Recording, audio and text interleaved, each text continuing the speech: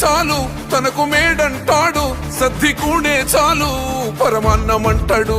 ఏ స్వార్థం లేదు, అన్యాయం రాదు, సామాన్యుల తోడై